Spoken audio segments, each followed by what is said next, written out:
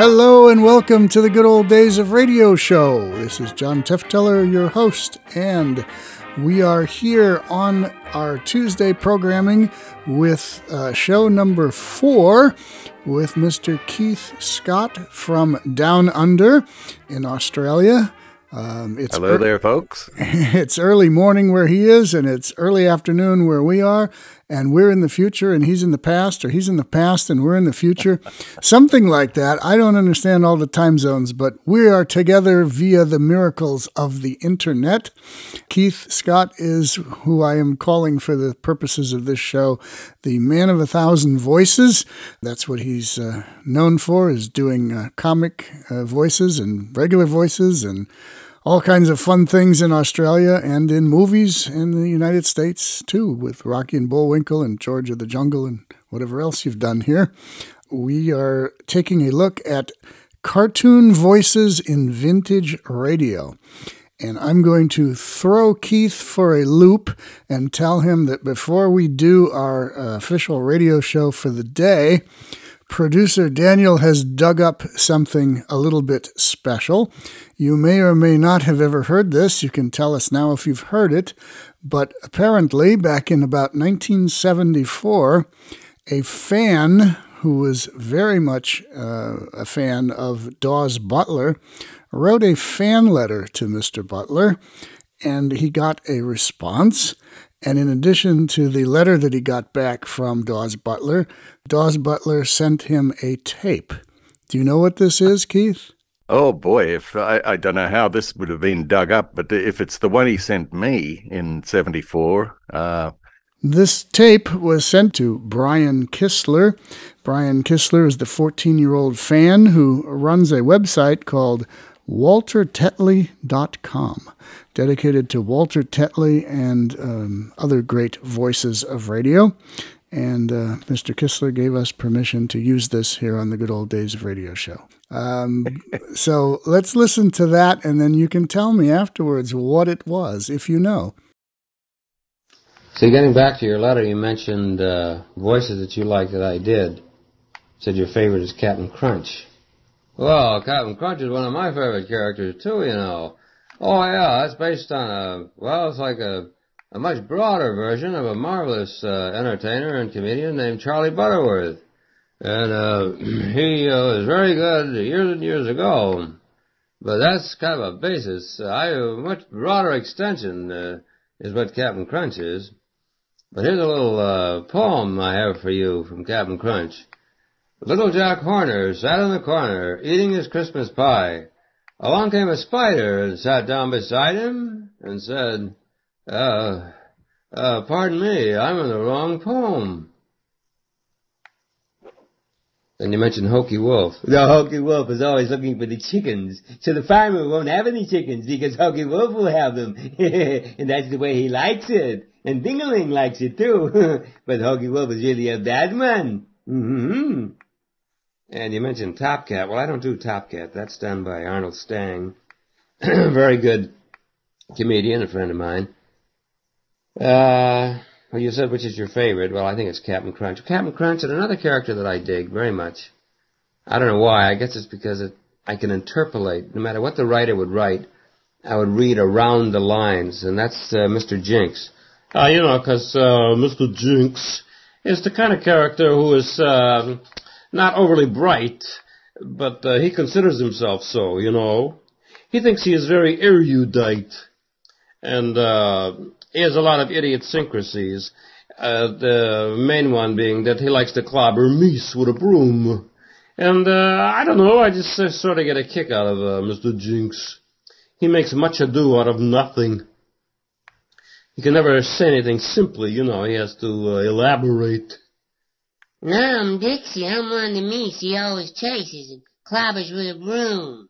Yeah, well, who told you to talk? You know what I mean? Out. Shh. And Bill Scott, you said none are hard, because if something is hard to do, then you don't do it well. Well, they're not really hard. I sort of agree with Bill. I tell you what it is. A lot of people ask me about doing voices. Well, you don't do voices. You do characters. And when you do the character, you feel it physically, all through your body. Like when I'm doing Yogi Bear, my eyebrows go up and my shoulders go up, and I'm very ebullient. Then I talk like this. Yay! I can feel the character going through my whole body. And it's a bright, ebullient type of a guy.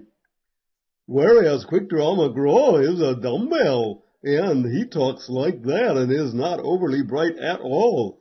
But Baba Louie is his sidekicks, and he loves Quickstraw, but he's much smarter than Quickstraw, don't you think?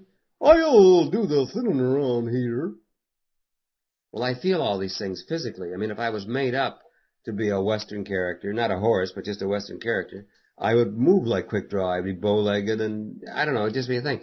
If I was Baba Louie, I would have a little suit, and my eyes would be bright, and I would be very, very simple in the way I moved, very quiet. And, Snagglepuss, he's an actor, a bad actor, a ham actor even. Heavens to Murgatroyd. And he fools around all over the place, moving his arms this way and that way, looking from right to left. And, Mulligator's a very silly guy, you know what I mean? His eyebrows go up too, but he's not like Yogi Bear. He's not that exuberant. And Elroy Jetson is just a nice little kid, you know, and the Jetsons. And that's just the way he talks. And Lamsey is similar, but he's a different character. They're not just voices, they're characters. He says, "It's the wolf! It's the wolf!" That's who it is, the wolf. It's the wolf! And I did Baba Louie for you. Another little voice is Blabbermouth.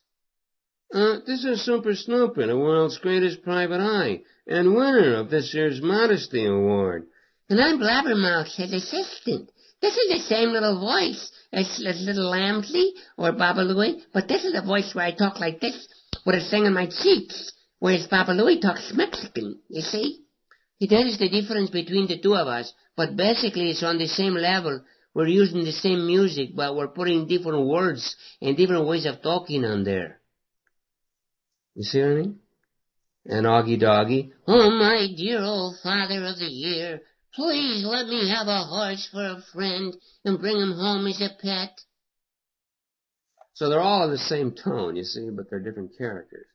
And Huckleberry Hound is a very easygoing type of character. Now, Huck, you know, wouldn't hurt nobody. He's just an easygoing type of fella everybody takes advantage of. See, when I was young, I was poor. My folks was poor. And we didn't have no money neither, and that's the worst kind of poor. I used to go next door, you know, and ask the lady for a piece of bread. I always asked for French toast. I was poor, but I was proud. And you know, them rich kids at school, they all got to have chocolate milk, but I couldn't afford it. I had to have white milk. But I fooled those rich kids. You know what I done? I put mud in my milk. Looked just like chocolate. Couldn't nobody tell the difference. Except me. I had to drink it. Yeah. So, but you see the character that comes out? Each one has a different character. It isn't just a voice. Huck talks a little slowly, and Yogi has an ebullient, rhythmic pattern the way he talks, but they're all different, and they are characters, but I don't think any of them are really hard. I can believe Mel Blanc when he said Yosemite Sam, because I've gotten to the point where I don't like to do characters that strain my voice. Because if I have to do two characters in a show, and one is a little guy like Augie Doggy, and the other is a gruff voice, or Lamsey or whatever, if I do too much of the rough voice, then I can't do the little voice. So I just bow out and say, get somebody else to do it. Let's see, Clutcher. I guess I did do Clutcher. And Jinx the Cat, you mentioned. And Top Cat, Elroy Jetson. Oh, yes, and the Prince in the Fractured Fairy Tale. That's one of my favorite characters also. Oh, yes, I'm quite fond of him. Yes, and I did do Jackie Gleason, and also the Art Carney character in that Warner Brothers cartoon. I did the Art Carney character, and Jackie Gleason, and June Foray did Alice. So now you've learned something, haven't you? I didn't do Chopper, the dog. I did Fibber Fox. Oh, yes, Fibber Fox. And I love Yankee Doodle, especially for dinner. Not as a guest, as the entree. But a fellow named Vance Colvig did Chopper. And when I send you the card, you'll see some other characters that I do. like another character that I liked. He wasn't a big character, but I enjoyed doing him because I like dialects and I like Cockney, was Captain Skyhook in the Space Cadets. Oh, yes, you know what I mean. I wanted to get the treasure map from those kids so I could have that treasure all by myself, and I'm quite mean and nasty. I like all dialects. I like the French dialect. I love it. I love the sound of it. It is a wonderful way to form words and expressions. And German is great. Oh, well, you could be a German very simply, but you must do this with your ear. You hear the sounds of the actual people, who are Americans, but who have a little accent left. And that's what you do with dialects, but you must have the ear. It's very difficult to learn it by rote. Okay, was that a tape sent to you, Keith? No, that was more, it sounded like a super fan who loved his voices, because I already knew that Arnold Stang was Top Cat, so it wouldn't have been me. But no, that's a terrific demonstration of Daws Butler's incredible range, and it proves why he was the king of TV cartoons in the early days for Hanna-Barbera. It was just like he was literally the star voice in every installment that they made there for several years. Just a very nice man also, if you ever met Daws Butler. Yes, I did. Yeah. At the same, I think it was a Pacific Pioneer Broadcasters luncheon for Stan Freberg, actually. Oh, yeah, that was the one where I think Stan was launching the CD version of USA, the History of America. Yes. And I think Norman Corwin was the MC for that luncheon. Boy, you remember this better than I do. Were you there, or you just heard it? I had a tape of it. Marty Halperin gave me a tape of the whole luncheon when I told him about my interest. Okay, well, that was nice of him. He didn't give out too many things, but that was nice of him.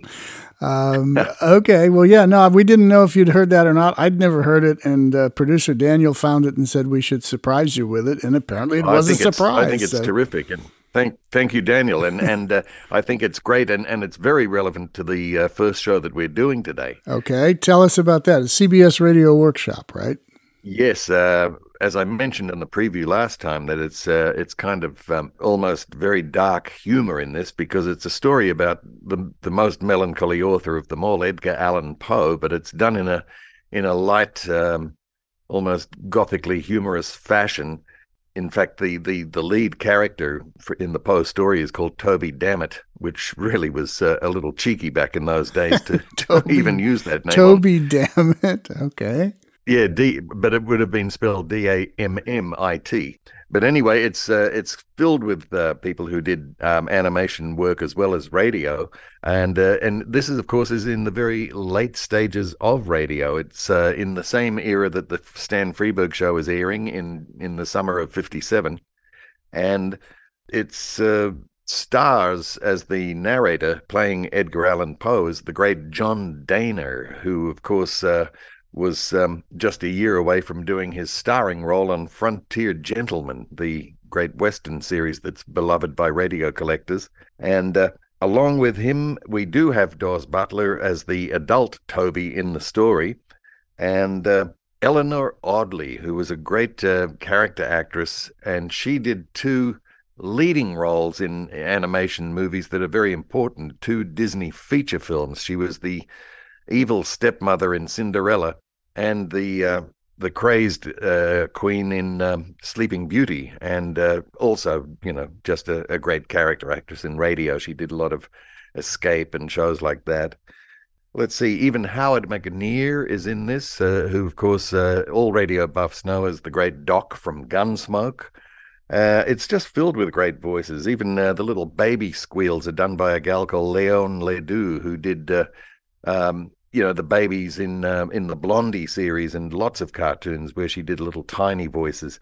So it's an unusual presentation but then again, the CBS Radio Workshop was an unusual series, as you know. It was a rejig of the old Columbia Workshop from the late 30s and 40s. And it really proved that CBS and Paley were always, from the beginning to the end of that radio era, always willing to have CBS do sustaining material and to do experimental work. I think they were hard-nosed businessmen, but they also had a love of the medium. So I think they were a little generous from time to time with some of the creative people. Yeah, well, great. What's the air date on this? This is July 28, 1957. Okay, yeah, same time as the Stan Freberg show. Oh yeah, So, I think they were concurrent. So Freberg was the last comedy that was on radio, right? Right. And this would have been one of the last dramas, although Suspense and a few others went on into the early 60s. But yeah, I think Suspense, Johnny Dollar, and Gunsmoke were the final ones that sputtered along towards the bitter end.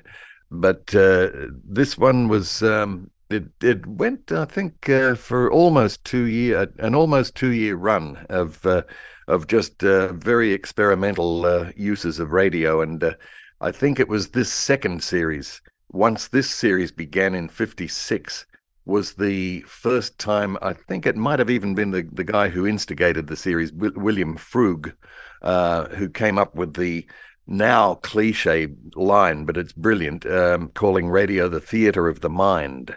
Yes, that's on their intro, and I did know that Bill Frug did that. Bill Frug in later years was a teacher at UCLA. Yeah, he was very, again, a real enthusiast for the medium. In fact, I remember, I think it might have been a Spurdvac Presents that he was a guest, where he said he and Elliot Lewis were a couple of the people who, when TV came in, they made it quite clear, we're not really interested. We much prefer radio. Yeah, well, I prefer radio too, but that doesn't stop radio from going away and TV from dominating, unfortunately, but whatever. But that's our job. It's dominating now with much dumber stuff than it's ever dominated with. Well, it's our job to distract people from their televisions and bring them over and listen to these great radio shows. All right. Exactly. From July 1957, the CBS Radio Workshop, Never Bet the Devil Your Head. Great title.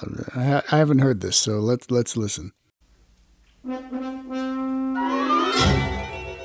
My name is Poe, Edgar Allan Poe. I write stories.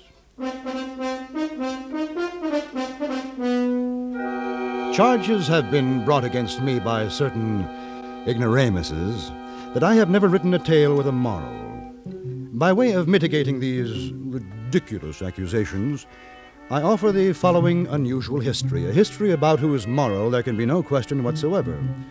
For you can see the moral in its very title, Never Bet the Devil Your Head. And note, please, that I do not bring in the lesson at the tag end of the fable, as others are wont to do. Very well, here then I denounce my critics and beg no favor other than your close attention.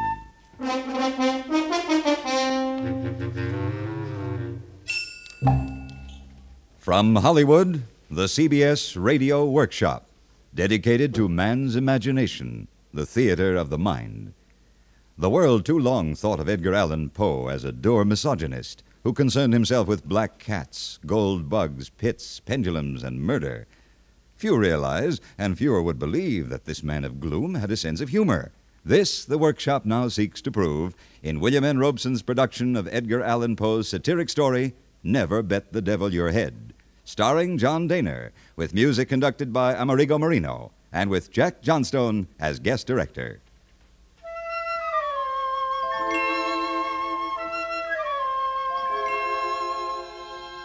It is not my design to vituperate my deceased friend, Toby Dammit. He was a sad dog, it is true, and a dog's death it was that he died. But he himself was not to blame for his vices. They grew out of a personal defect in his mother. I recall a conversation I had with her when Toby was a mere babe in arms. Duties to a well-regulated mind, Mr. Poe, are always pleasures. It is my duty, and therefore my pleasure, to see that as quickly as possible my son learns the difference between right and wrong. But must you flog him so, Mrs. Dammit? Babies, like tough steaks, are invariably the better for beating. It drives the evil propensities out. But my dear woman, you have the misfortune to be left-handed. I do not consider left-handedness a misfortune. No, you fail to understand me. Madam, a child flogged left-handedly had better be left unflogged. And deign to tell me why? The world revolves from right to left. If each blow in the proper direction drives out an evil propensity, it follows that every thump in an opposite one knocks its quota of wickedness in. Ha! That is a specious argument that does not warrant a reply, except perhaps this. I was all too often present at Toby's chastisements, and even by the way he kicked, I could perceive that he was getting worse and worse every day. At last I saw, through tears in my eyes, that there was no hope for the villain at all, and one day when he had been cuffed until he grew black in the face, that no effect had been produced beyond that of making him wriggle himself into a fit, I could stand it no longer, but went down on my knees forthwith, and, uplifting my voice, made a prophecy of his ruin. For the fact is that his precocity in vice was awful. At 5 months of age, he got into such passions that he was unable to articulate. At 6 months, I caught him gnawing at a pack of playing cards. At 7 months, he was in the constant habit of catching and kissing female babies. At 8 months, he peremptorily refused to put his signature to the temperance pledge. No. Thus he went on increasing in iniquity month after month, year after year, until in his youth... Mama, it is my desire to wear mustaches, and furthermore, I'll bet I can grow them. By the bill, book, and candle, by Job's comforter, I'll bet I can.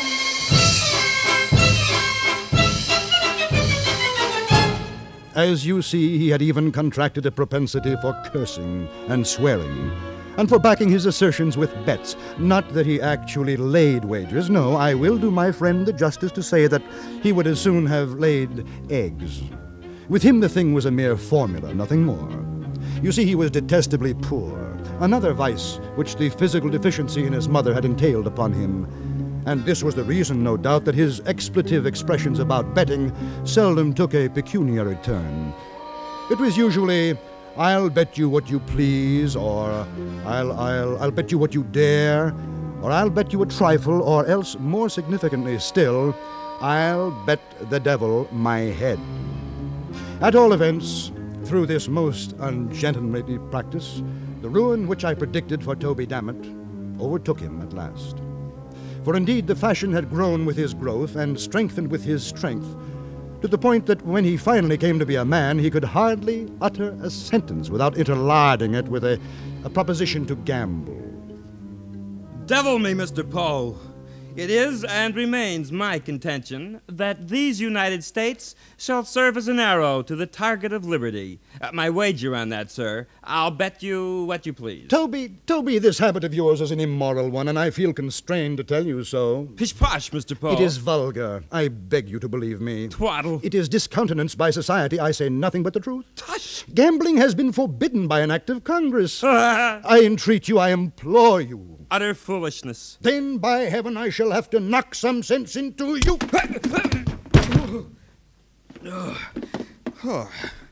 That, sir, was a dastardly thing to do.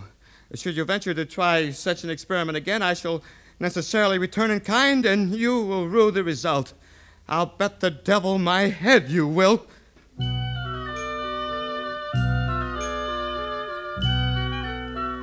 Yes, there it was again. The quintessence of his abominable expressions. "I'll bet the devil my head." But there was nothing more I could do.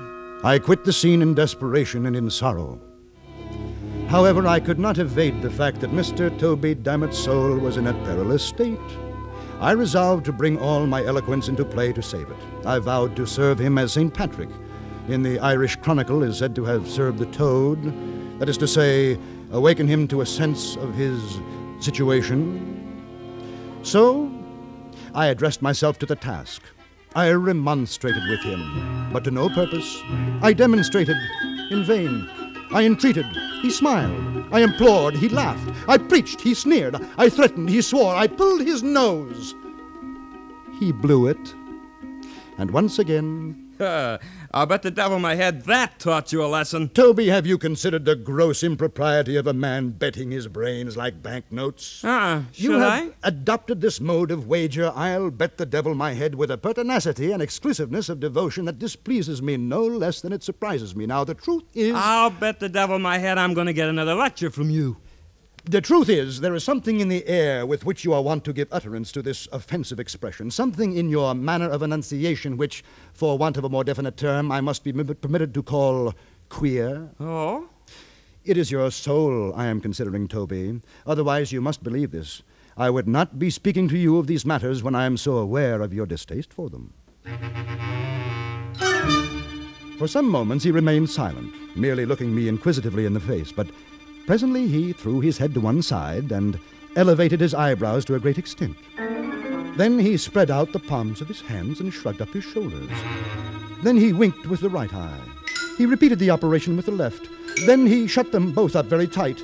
Then he opened them both so very wide that I became seriously alarmed for the consequences. And applying his thumb to his nose, he made a disgusting, indescribable movement with the rest of his fingers.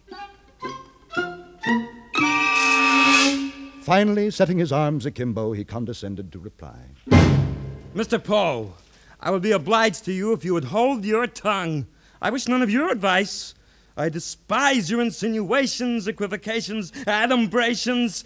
In short, sir, your entire peroration. I am of sufficient age to take care of myself. Or is it your misconception to consider me still an infant? Sir, do you mean to impugn my character? Is it your intention to insult me? Are you a fool, sir? Tell me, is your maternal parent aware of your absence from the domiciliary residence? I beg you. I put this question to you as a man of veracity, and I will bind myself to abide by your reply. I demand, once more, does your mother know you're out? Your confusion betrays you. I'll bet the devil my head she does not. And so I bid you, Mr. Poe, good day. He left my presence in quite undignified haste. It were well for him that he did so. My anger had been aroused. For once, I would have taken him up on his insulting wager, bet the devil my head indeed. And I would have won for Satan, Mr. Dammit's little head, because, you see, the fact is my whereabouts was known by my mother. Well, it was in the pursuance of my duty that I had been insulted, so I bore the insult like a man. And it now seemed to me that I had done all that could be required of me in the case of this miserable individual. I resolved to trouble him no longer with my counsel, but to leave him to his conscience and himself. But I must confess that although I forbore to intrude with my advice, I could not quite bring myself to give up his society altogether.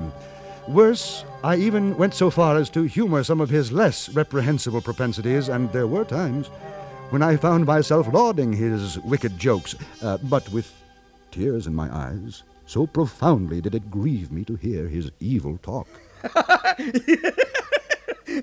Oh, about a great horned toad, Mr. Poe. Your aptitude for companionship, without censure or reprimand, has taken a turn for the better. It puts me in mind of the gentleman from New York, Mr. Greeley, who importuned a man of tender years to seek the western shores, remember? Yet, to my knowledge, never made the trek himself. Oh, yes. Unsought advice is like a woman left waiting at the church. Uncalled for. Well, perhaps. Zounds and hellions, sir. I'll bet the devil my head if you cannot agree on that. Well, all right, Toby. Toby, what's to become of you? Oh, your concern is, touching, Mr. Poe. But it smacks of your former attitude, and I shall have none of it. None, I say. Come, it's too fine a day to spend it on peradventure and mayhap pursuits. Let us stroll the roadside and the country lane, commune with nature in her pristine glory, seek the unfettered pleasures of the here and the now. Well, sir? Very well, Toby.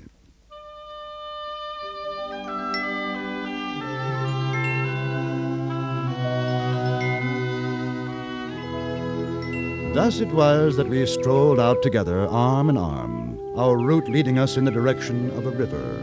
Ah, there, Mr. Poe. You see? beyond the stream, that field of fluorescence. Would not the Roman goddess herself exclaim over its perfection? It is beautiful. Beautiful? By the sons of Saul, your words make a beggary of faultless grandeur. My friend, your jaundiced eye requires closer appraisal, and your stopped-up nose a clearer whiff. But it's only a field of trees and flowers. I can see it very well from here. Stuff and nonsense. If you possessed a wit of perspicacity, that same jaundiced eye would indicate a covered bridge within a stone's throw. We shall cross it, go beyond it, and wander lonely as a cloud, to steal a phrase from one of the English greats. Come now. The bridge was roofed over by way of protection from the weather, and the archway, having but few windows, was thus uncomfortably dark and echoed resoundingly. As we entered the passage, the contrast between the external glare and the interior gloom struck heavily upon my spirits. Not so upon those of the happy Dammit, who offered to bet the devil his head that I was hipped. He seemed to be in unusual good humor. He was excessively lively, so much so that I entertained I know not what of uneasy suspicion. A certain species of austere Merry Andrewism seemed to beset my friend, and caused him to make quite a tomfool of himself.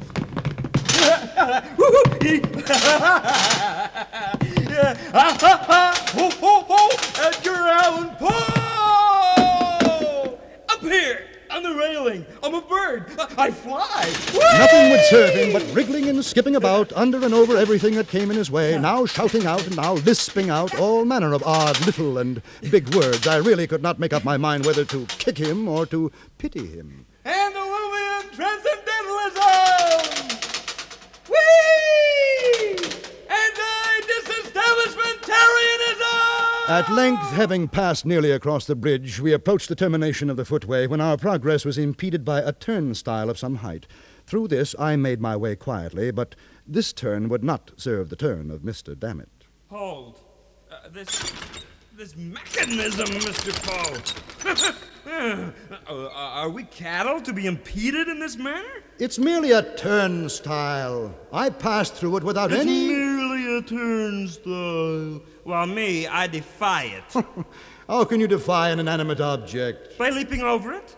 Not only shall I leap over it, but I shall perform a buck and wing at the apex of my jump. Oh, but Toby, it's nearly 5 feet in height. A bagatelle. Ah, you're a braggadocio. You cannot do it, and you know you can't. No? I'll bet the devil my head I can. You hear me? I'll bet the devil my head. I was about to reply, notwithstanding my previous resolution, with some remonstrance against his impiety, when suddenly I heard, close at my elbow, a slight cough, which sounded very much like the ejaculation... Ahem. I started, and looked about me in surprise. My glance at length fell into a nook in the framework of the bridge, and there upon the figure of a little old gentleman of, shall we say, venerable aspect, yes, and of reverend appearance, for he not only had on a full suit of black, but his shirt was perfectly clean, and the collar turned very neatly down over a white cravat, while his hair was parted in front like a girl's. His hands were clasped pensively together over his stomach, and his 2 eyes were carefully rolled up into the top of his head. Upon observing him more closely, I perceived that he wore a black silk apron over his small clothes, and this was a thing which I thought very odd. Before I had time to make any remark, however, upon so singular a circumstance, he interrupted me. To this second observation I was not immediately prepared to reply. The fact is, remarks of this laconic nature are nearly unanswerable. I am not ashamed to say, therefore, that I turned to Mr. Toby Dammit for assistance. Dammit, what are you about? Don't you hear? The gentleman says, ahem. I looked sternly at my friend while I thus addressed him, for, to say the truth, I felt particularly puzzled. And when a man is particularly puzzled, he must knit his brows and look savage, else he looks like a fool. Toby, Dammit! Although this sounded very much like an oath, believe me, nothing was further from my thoughts. Dammit! The gentleman says, ahem! I do not attempt to defend my remark on the score of profundity. I did not think it profound myself, but I have noticed that the effect of our speeches is not always proportionate to their importance in our own eyes. But if I had knocked Toby on the head with the turnstile itself, he could hardly have been more discomfited than when I addressed him with those simple words. You don't say so. Are you quite sure he said that? Well, at all events, I'm for it now, and may as well put a bold face upon the matter. Here goes then. Strangely, the little old gentleman seemed pleased. God only knows why. He left his station at the nook of the bridge, came forward with a gracious air, took Dammit by the hand, and shook it cordially, looking all the while straight up in his face with an air of the most unadulterated benignity it is possible for the mind of man to imagine. Finally he spoke. Well, Toby Dammit. That's right, good sir. And what think you of my assertion and my wager? That you can leap the turnstile? Correct you are, and perform with consummate skill a buck and wing at the apex of my leap. I am quite sure you will win your wager, Dammit, but we are obliged to have a trial, you know, for the sake of mere form. A trial, you say? My friend took off his coat with a deep sigh and tied a pocket handkerchief around his waist. He produced an unaccountable alteration in his countenance by twisting up his eyes and bringing down the corners of his mouth. I did not express myself aloud, but I thought this is quite a remarkable silence on the part of Toby Dammit, and is no doubt a consequence of his verbosity upon a previous occasion. I wonder if he has forgotten the many unanswerable questions which he propounded to me so fluently on the day when I gave him my last lecture. Him!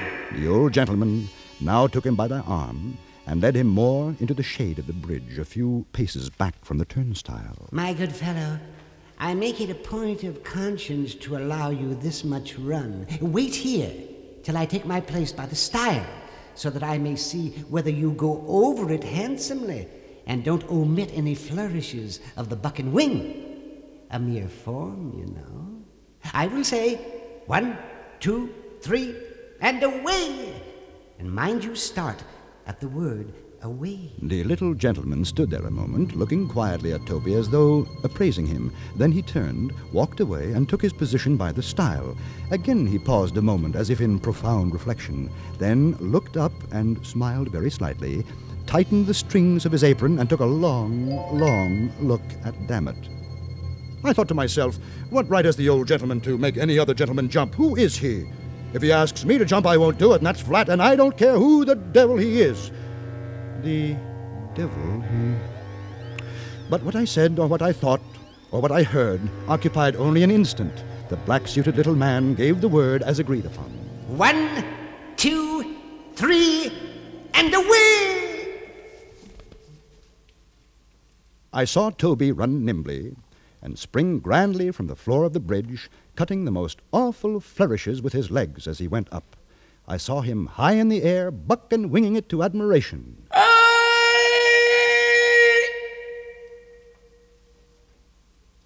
I thought it a singular thing that he did not continue to go over, but the whole leap was the affair of a moment.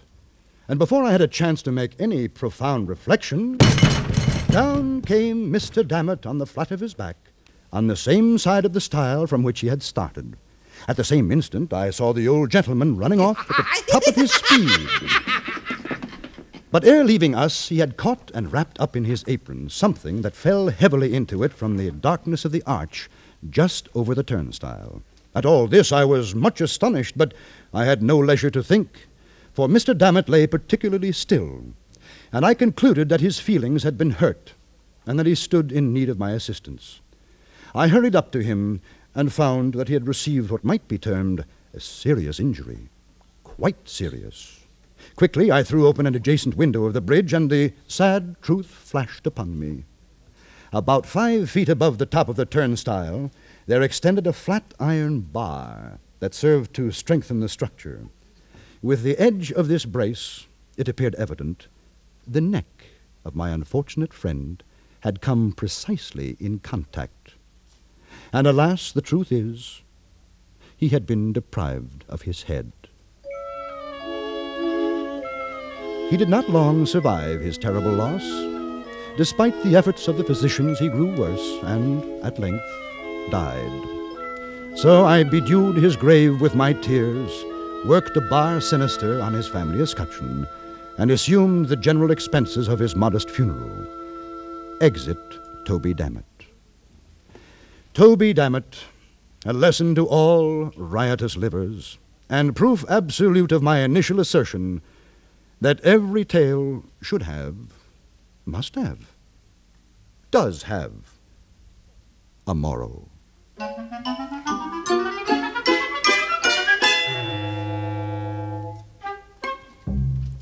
You have just heard John Dehner in the CBS Radio Workshop's production of Never Bet the Devil Your Head, under the guest direction of Jack Johnstone. It was adapted for radio by Alan Botzer, with music composed and conducted by Amerigo Marino. Heard in the supporting cast were Eleanor Audley, Leon Ledoux, Daws Butler, Richard Beals, and Howard McNear. Next week from New York, the workshop will present The Heart of Man, a dramatization of a surgical operation in which the heart itself is the principal actor. Hugh Douglas speaking. This is the CBS Radio Network.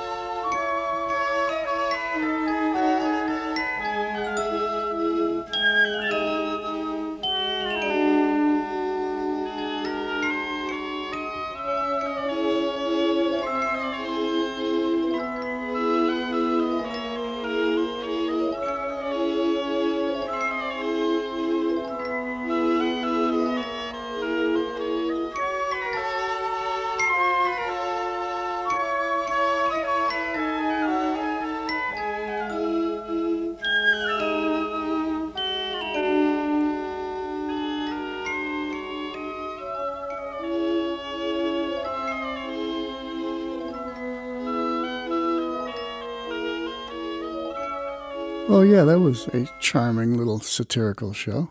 Yeah, that was very strange. And that music stays in your head, too.